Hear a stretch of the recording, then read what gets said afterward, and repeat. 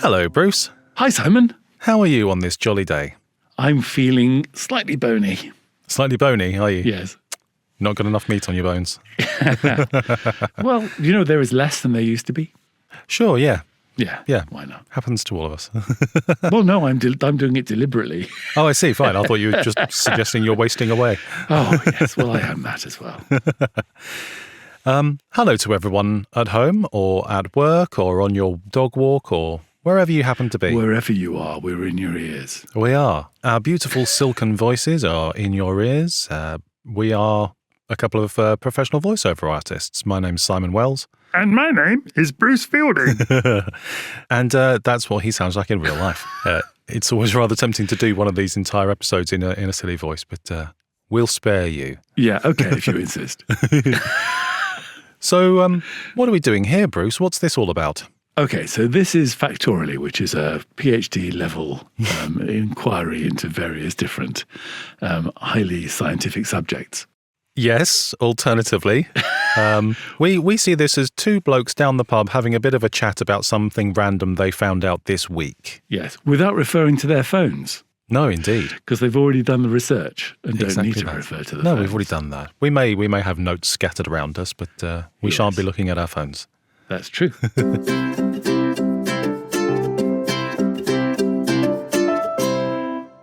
So what interesting subject are we going to be chatting about this week, Bruce? Well, I've been doing quite a lot of research and looking at some various documentaries. I've been looking at a really good Attenborough documentary, but not the right Attenborough for some reason. Oh. Because this one had dinosaurs in it.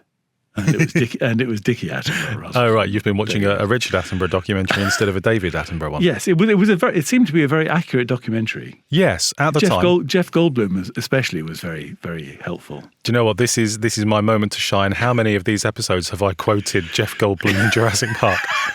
Yeah, but you were so busy thinking about whether or not you could, you didn't stop to think if you should. There you go. Now, finally, you get to use it in context. In context. Because today, we are talking about dinosaurs. We are indeed. Hooray. What do you think of dinosaurs? Are you a fan? I think they should get off the floor and walk.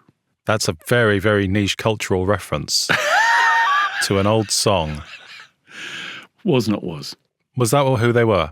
Yeah, it's called Walk the Dinosaur. I remember. Boom, boom, aka-laka-laka boom. Exactly. Fantastic. Haven't heard that for a while. Thank goodness.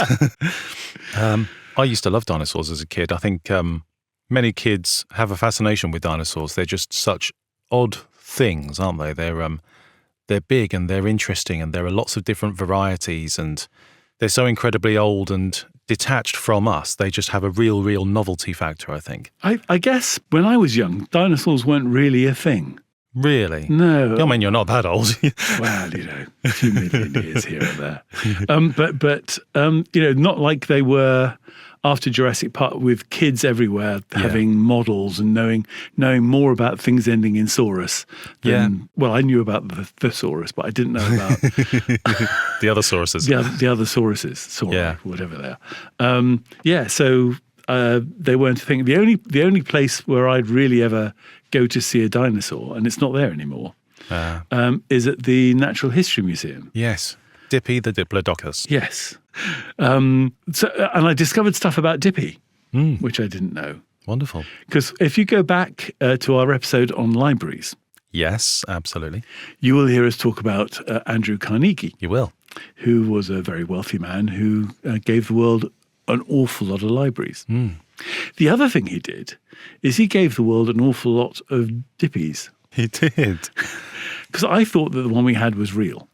Yeah, right. So this is something I've discovered in doing the research for this episode as well. Our Dippy is not the original Dippy. No. So what's our Dippy made from? So our Dippy is a plaster of Paris cast. Right. As is the Dippy of various museums in different countries around the world. Okay. So she's not unique, sadly. So Andrew Carnegie, so he funded the excavation of this particular dinosaur in 1898. And this Diplodocus was unearthed in Wyoming in the USA. Yes, that's right. By a guy called John Bell Hatcher. Great name. Hatcher was one of the sort of key dinosaur finders and bone finders in the world at the time. Yeah, yeah. I'll come on to him much later on in the podcast, but good. you will be amazed. So yes, Mr. Carnegie, jumped on this bandwagon and funded the excavation and brought the skeleton back. So the original Dippy, the actual fossilized remains of the dinosaur that they unearthed, were put on display at the Carnegie Museum of Natural History in Pittsburgh. Yes. Which is where it still is. Yes, the original. The original. But yes, he made various casts and sent them to different museums around the world, including London. We got ours in 1905. Right. It was, I think the king said to him, it would be nice to have one of those in the UK. And yes, that's right, yeah. And Carnegie said, yes, Your Majesty, that's you can right. have one. You can have one next week. But yes, I was a bit disillusioned. I thought our Dippy was the Dippy. Yes. And then our Dippy went on to, well, he's actually still on tour. I think it was in 2018. Dippy took a tour around different museums in the UK on loan and got replaced with the skeleton of a blue whale. Right. So there's a blue whale in the Great Hall at the Natural History Museum now instead of Dippy. And everyone's a little bit sad about it.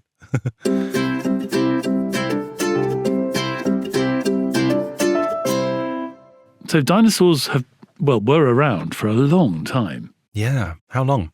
We've been around for about 7 million years as humans. Yes. And they were around for about 148 million. Yes. So they were around an awful lot longer than we have been. They generally did better, didn't they? They did a lot better. I mean, there's quite a few different species of dinosaur as well. Yes, there are. Have you got a number on that? I tried to find out how many there are. I have. I think there are 108 species in the UK. Right. And there's something like 700 globally. Crikey, that's a lot, isn't it? And I shall now proceed to name them. That's the thing, isn't it? You said dinosaurs weren't really a thing when you were a kid. They were a thing when I was a kid, and that was just before Jurassic Park. Right. I remember as a lad having little plastic dinosaur toys and dinosaur encyclopedias and things like that. I think I can vaguely remember getting a little plastic dinosaur in my packet of Frosties. Yes, things like that, yeah. Yes. And I was quite enthusiastic about them, and I could name a few species and their attributes, but suddenly finding out there's close on to 1,000 different varieties of dinosaur, you suddenly realise how few you actually know. Absolutely. We should go into the etymology, shouldn't we? So what does dinosaur actually mean? Okay, well, so dinosaur, we've had a run of really boring etymologies recently, and this is different from that. Hurrah. Oh, good. So the word dinosaur only coined in the 19th century because that's when, they were sort of first recognised. Yes. So it's a modern word, and it comes from the Greek words Dinos, meaning terrible, and Sauros, meaning lizard. Okay. So terrible lizard. Yes. So they were first called Dinosaurus, terrible lizard, which then got shortened to dinosaur. And obviously they're older than the Egyptians, the Romans, the Greeks. Yes, none of those guys invented them. No. So I think recently we had one on skateboards. Yes. Which is very modern. Which is quite new. And this now is we're going to something quite one of the oldest things. Yes. Well, yes and no. Well, yes, because they're obviously ancient. But the first dinosaur fossil was only discovered in 1677. Okay. So before that time, we didn't know that they existed. And in fact, the thing that was found in 1677 by a chap called Robert Plott, it wasn't recognised as a dinosaur fossil. Is this the one with the rude name? Oh, I don't know about its name, actually. What have you got on that? So it was a thigh bone. Right. And I think he thought it looked a bit like sort of a testicle. Okay. So I think it was named Scrotum humanum. Oh, that's fantastic. Great. Because he thought it was a sort of a male testicle. Right, okay, fine. Well, there you go. Shows how much we've learned, doesn't it? We've learned an awful lot. That was in 1677. It wasn't until 1824 that people actually started recognising these strange fossils that were being dug up here and there, and concluded that there was actually a thing called a dinosaur that previously hadn't been recognised. So, yes, they are ancient, but in our minds, in relation to us, they're relatively young. Yes. If that makes sense. The study of them. The study of them, the realisation that they existed. Yes. Yeah. The word dinosaur was actually coined in 1841 by an anatomist called Sir Richard Owen. Sounds like a Brit. He was a Brit, yeah. Yeah. Interesting, because I'll come on to this later, but quite a lot of paleontologists seem to be American. Right. Is that just because they've got more of them over there? More of the dinosaurs, not of the paleontologists? Well, I mean, we've got the Jurassic Coast, haven't we, where you find little tiny bits of things, but they've got very large open spaces where you can find large bits of dinosaurs. Yes. So, you go to Wyoming, there's an awful lot of wide open space that was probably once running with dinosaurs. Yes. And you can sort of still find them buried in the rock. Yes, exactly, yeah.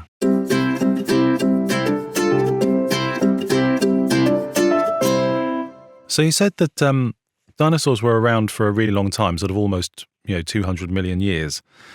And I think it's very easy for us to think of dinosaurs all being around at the same time and all being obliterated in the extinction event at the same time. Yes. Start, finish, that's it. Yeah.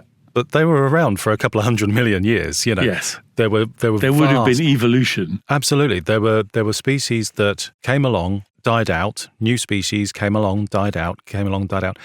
There were millions upon millions of years of time where two different varieties of dinosaur didn't exist at the same time. There's about 100 million years between the time of the Brontosaurus and the time of the T-Rex. Yes. They would never have met by a very, very long shot, So the extinction event, which I think everyone these days pretty much agrees it was a meteorite that hit the Earth, made vast climate changes in temperature, blocked out the sun because of all the dust, and things died off. Yes. Bit by bit. I have been to where that happened. Oh, really? It's in Yucatan. That's the one, yes. In Mexico. Yeah. So that's why we had an episode on holes. Oh, yeah. And we talked about cenotes, which is this sort of level of water underneath it. So that's where the cenotes are. Is where the asteroid hit. Is where that the meteor right? hit. Yes. Oh, okay, right. But yes, they were already in the process of evolution before that happened. There's we sort of think of the beginning of Jurassic Park, where Dr. Grant is first putting forward the theory that maybe dinosaurs didn't evolve into reptiles, maybe they evolved into birds. Yes. There were already birds around at the time of the dinosaurs. Yes. There were all these different species all together at the same time. Yeah. It was mostly the flying animals that survived the meteor strike. That's right, yes, because they were able to sort of move around and avoid particular local areas that were having trouble. They were smaller as well, so they didn't need quite so much food, so they could get by on less. Yeah. So the birds survived whilst the dinosaurs didn't. But it's not so linear, And I remember thinking as a kid, okay, you used to have a T-Rex, that eventually became an iguana. I don't know. Yes, yeah. It's not as straightforward as that. Or an alligator or something. Yeah, but then, there were crocodiles. There were massive, massive crocodiles around at the same time as some of the dinosaurs. So it's not quite as linear and straightforward as we think. So you say that dinosaurs weren't around at the same time as dinosaurs. Yes, loosely speaking. Did you know that about 40% of Americans think that humans were around at the same time as dinosaurs? Do they still think that? They still think that. Wow. I think it's to do with another documentary. I mentioned the documentary, the Attenborough documentary. I think it's another documentary featuring the Flintstone family. Oh, yes, sure. that has possibly caused that view. With their barking dinosaur. Dino, yes. Yeah, I think I don't know, I'm fairly sure I can sort of picture old boys' comic books and things like that with pictures of cavemen fighting off dinosaurs. Yes, sort of the land clubs. that time forgot. And yeah, all those exactly, things like yes, that, yeah. yes. Yeah. But no, utter nonsense. Actually, thinking of the Flintstones, you know who did the voice for Barney Rubble? Oh, no, I don't. It was Mel Blanc. Sorry, we're voiceovers, so we kind of we get geeky about stuff like that. Really, was Mel Blanc Barney Rubble? Mel Blanc was the voice of Barney, and Mel had a big car crash in 1961. Oh. And really wasn't very well. But he was basically laid up for 70 days in hospital. Gosh. And they thought, well, we can't just stop producing the Flintstones. so they brought a whole load of recording equipment to his hospital bed. No way. And they recorded episodes. He basically just continued doing Barney Rubble from his bed. So there he is, laid up in hospital with various things broken and injured. Yeah. Laying in bed going, hey, Fred. Exactly. Gosh, poor guy.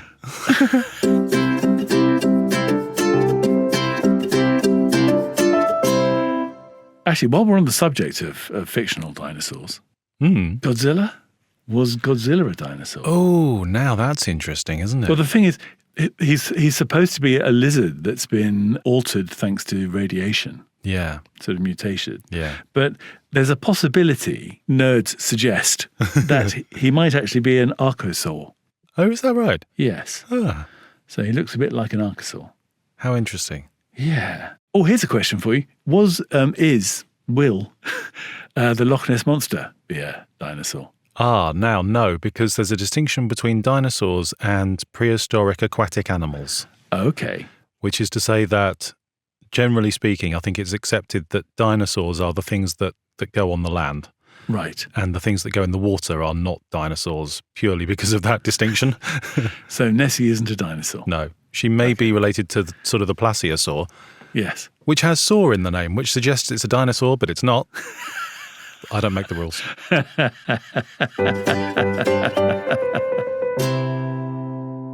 We've mentioned Jurassic Park a few times. I think it's impossible to do an episode on dinosaurs without talking about Jurassic Park. Yeah. So the book Jurassic Park was released in 1990. The film came out in 1993. I went to see it in the cinema on a school trip. Oh, did you? Yes. It was interesting. It was big and exciting, and just the effects, the realism was just extraordinary compared to what had gone before. Yes. And obviously, I hate to say it, but that was over 30 years ago. Wow. And there's been an awful lot of remakes, There's been a including lot this one at the moment, I think. Yeah, they're still going. Jurassic Park has become Jurassic World, and it's still going strong. Yes. But, in the last 30-odd years, they've made some discoveries that, have proven that Jurassic Park was not quite as accurate and amazing as I thought it was when I saw it as a boy. Well, I mean, the velociraptors, a velociraptor was basically about the size of a turkey. Yeah, and had feathers. So that's totally inaccurate. Yes. It turns out some wonderful person online has done the maths and worked out that actually only 29% of the dinosaur varieties in Jurassic Park were actually from the Jurassic period.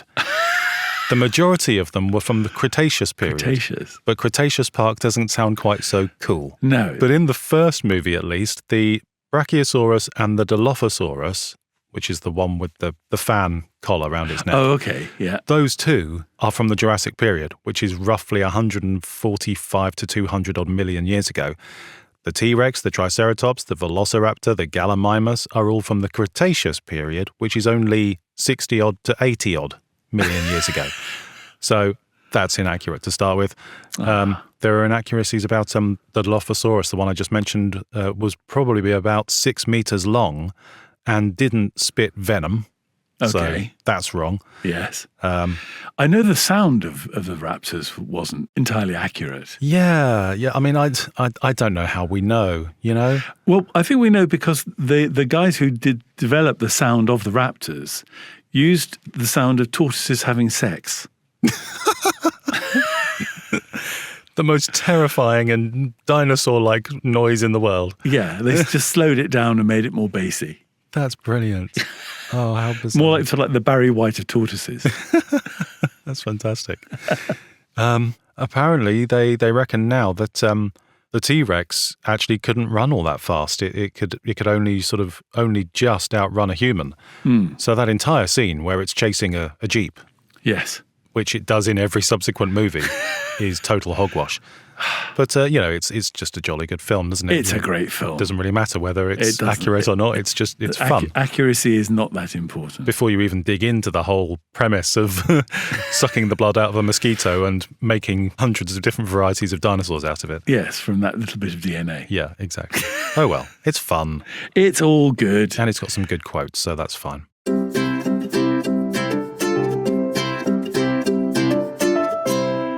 Dinosaur exhibitions have been a big, there are dinosaurs in Victoria Park, I think. Oh, is that right? They actually move. Oh, animatronic ones. Animatronic ones by the lake. Oh, that's brilliant. I mean, they used to. I don't know if they still do. I remember seeing the first animatronic dinosaurs at the Natural History Museum shortly after Jurassic Park, Yes. It's phenomenal. Really, really brought the whole thing to life. There was an exhibition in Memphis in 1992, which is called Dinosaurs Live. Oh. which is great. And there were people who went to it and then asked for a refund because the dinosaurs weren't live. Oh, for goodness sake. I've been to a couple of things like that whilst on holiday. I've taken my son to a few sort of dinosaur trail places, you know. Yes. Some of them move, some of them have sound effects, some of them are just incredibly large and impressive. It's just, there's something about them. I don't know. It is the size, isn't it? It is the size, yeah. The size is a big thing. I mean, you talked about a blue whale replacing Dippy. As far as I know, the biggest dinosaur that I think we know of is a thing called the Argentinosaurus. Where's that from, I wonder? Let me think. Salisbury? Probably Welsh. So the Argentinosaurus was about 40 metres long. 40 metres? Yeah, about 10 times as long as a blue whale. Blimmin' heck. So you've got one blue whale in the natural history. Imagine like 10 of those. Flippin' Nora.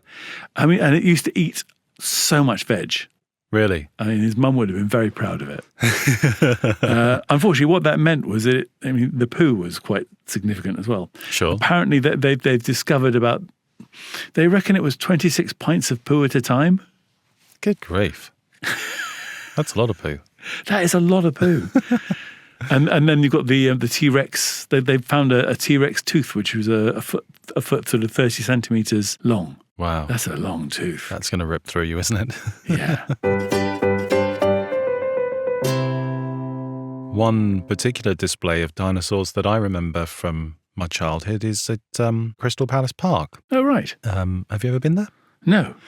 So Crystal Palace Park, aside from anything else, I actually learned some interesting history about Crystal Palace Park as a total side effect of this. I have been to Crystal Palace because Right. they used to have motor racing there, and I've actually been to a recreation of a motor race there. Oh, fantastic. Oh, well, there you go. So you've been there, right. So Crystal Palace, this isn't going to be an episode on Crystal Palace, but the glass house, the Crystal Palace, was originally built for the Great Exhibition at Hyde Park in 1851.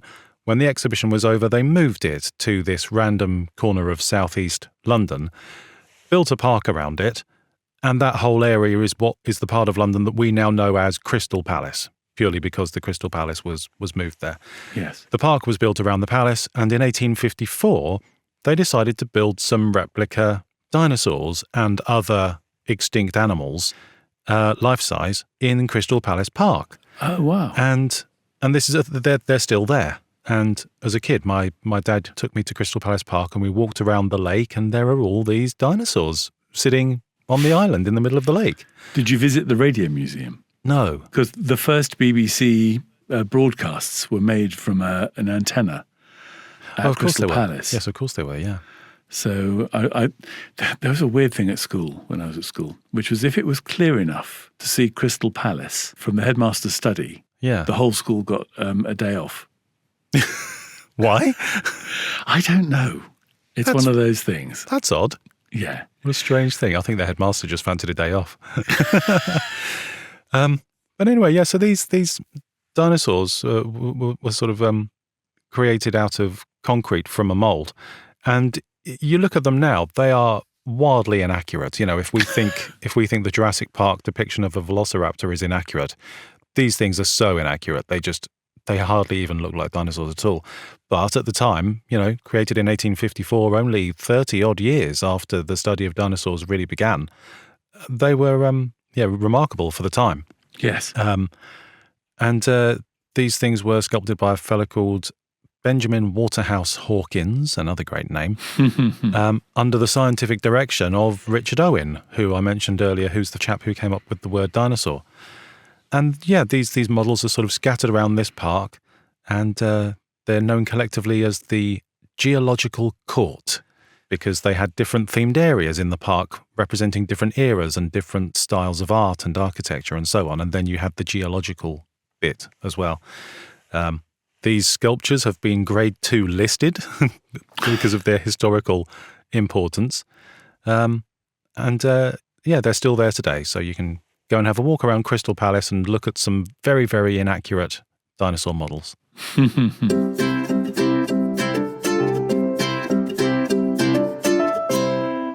Have you ever heard of the Bone Wars? Bone Wars? No, I have not. Neither had I. But my God, it's a great story. Okay. So there are two key characters in it. Both have got great odd names. Mm. One is called Edward Drinker Cope, Right. and the other one is called Othniel Charles Marsh.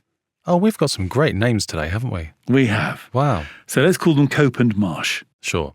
So Cope was brought up as the wealthy son of a wealthy father, and Marsh was brought up not in poverty, but certainly not as anywhere like as well off as the Copes. Yeah. But he did have a very wealthy uncle who helped him, and they were both fanatical about botany and biology, and specifically about getting into dinosaurs. They met at a symposium in Berlin and seemed to get on really, really well. And then they fell out over something or other after that, and then they weren't friends for a bit. But yeah, so they were doing the same thing, and they were both very keen on collecting as many dinosaur bones as they could. Right. And they were American. They did a lot of dinosaur bone hunting, sort of all over America, well, all over the world. Yeah. But specifically a lot of stuff in America, especially around the Wyoming area. Right. Nobody really knows why they fell out. I mean, there are a couple of things that they did later on which meant that they fell out, but they started to get quite nasty with each other.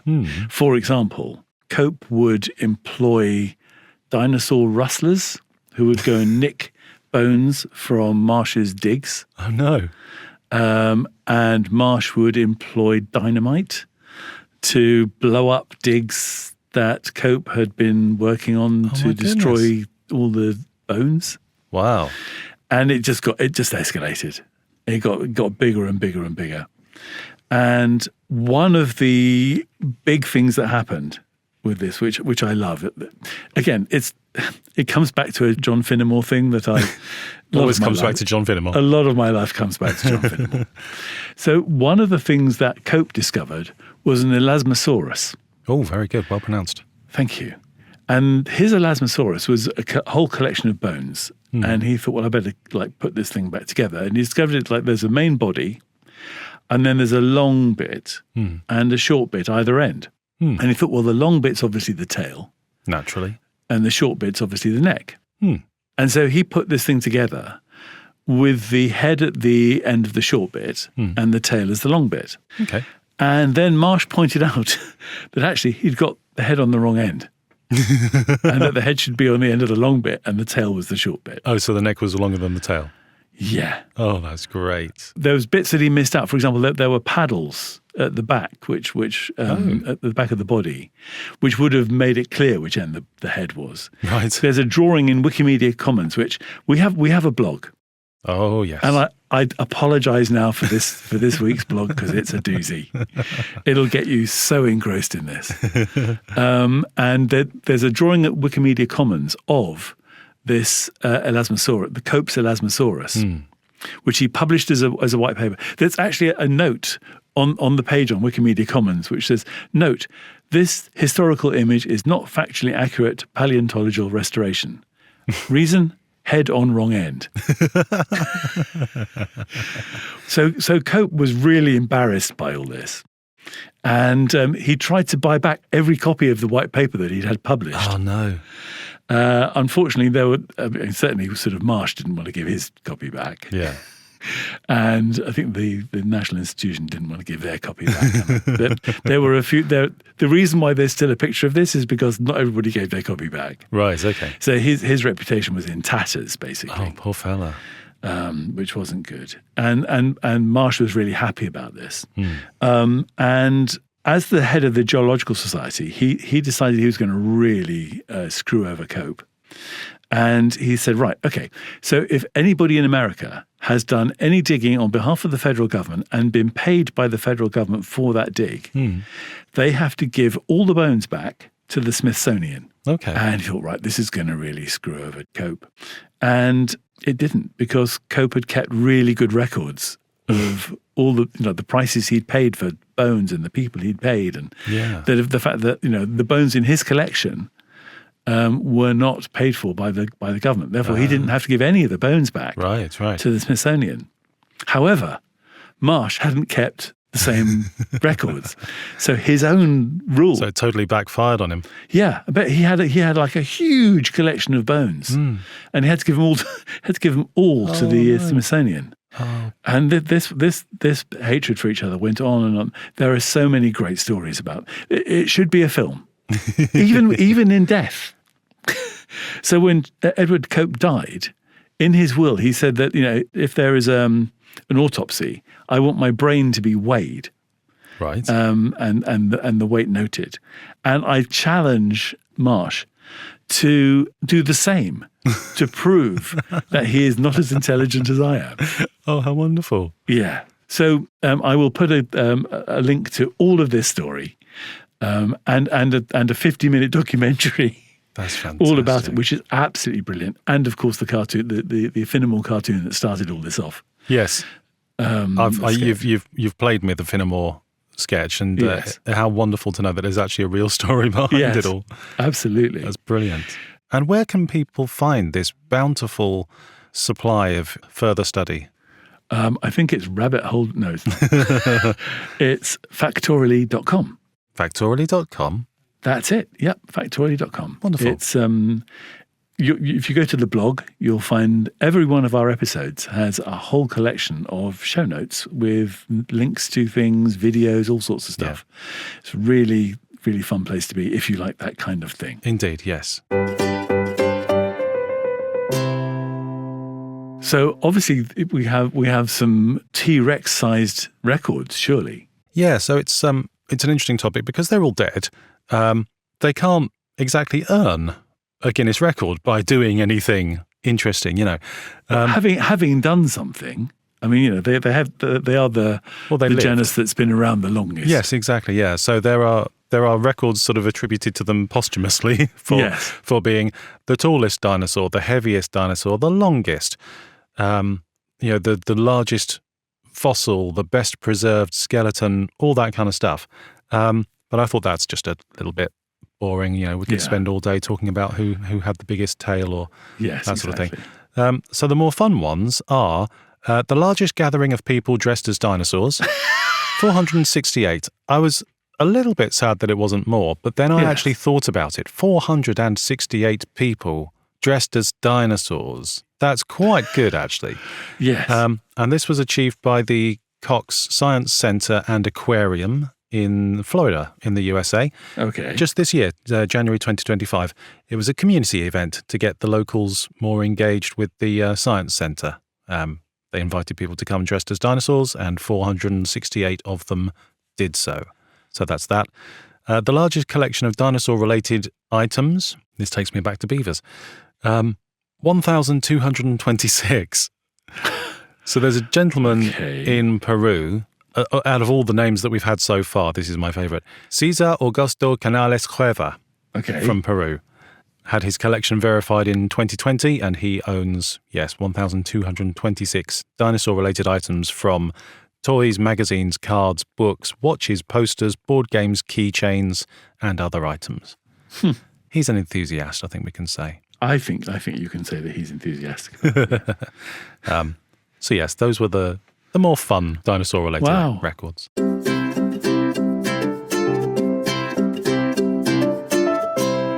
So, I mean, the end of the dinosaurs then? Yes, we're done. Oh, by the way, we didn't mention Go on. that the meteor that wiped out the dinosaurs also turned tomatoes red. I don't know what to do with that information, Bruce. I think what we need to do with that is send people to the blog, because I've got an article all about how that happened. So but then, how did they? What was? Huh? Do you really want to know? Yeah. Okay. So what happened? As we said, there was a massive ash cloud that went up with the impact of the meteor. Yes. And that basically led to a lot of plants dying out because they didn't get enough sun. Yeah. But the plant that eventually evolved into the tomato tripled the size of its genome, adding at least one set of genes that turned its fruit a bright red. Huh. God, the things you accidentally learn along the way. Yes, I know. Anyway, they were getting off the subject there of totally. dinosaurs, Yeah, which we do quite a lot. Yeah. You're very lucky that you don't hear the unedited version of this. 'Cause we do go on terrible tangents often. There's a lot of editing involved. Let's put it that way. Well, I think that's it for me. I think all of my dinosaur-related facts are extinct. Yes, I've stomped off into the distance.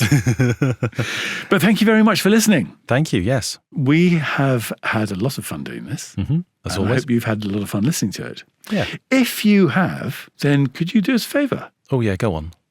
Could you give us a nice 5-star review, please? That would be very kind of you. And tell your fellow listeners what it is that you particularly liked about dinosaurs. Absolutely. You could go ahead and share this podcast with your equally nerdy chums, as I'm sure you all have some, and we can grow this fact-loving community further and further. And if we've got anything wrong, obviously you can go to our Facebook page and tell us that we got it wrong, or you can email us at hello@factoraly.com and tell us what we got wrong. Yes, absolutely, yes. And then, of course, you can hit the subscribe button so that every Thursday morning you'll get a notification that a new episode has landed. Absolutely. Who knows what next one's going to be? Not even us yet. So thank you all for coming along and listening to this wonderful show. Please come again next time for another fascinating, fun-filled episode of Factoraly. Goodbye. Au revoir.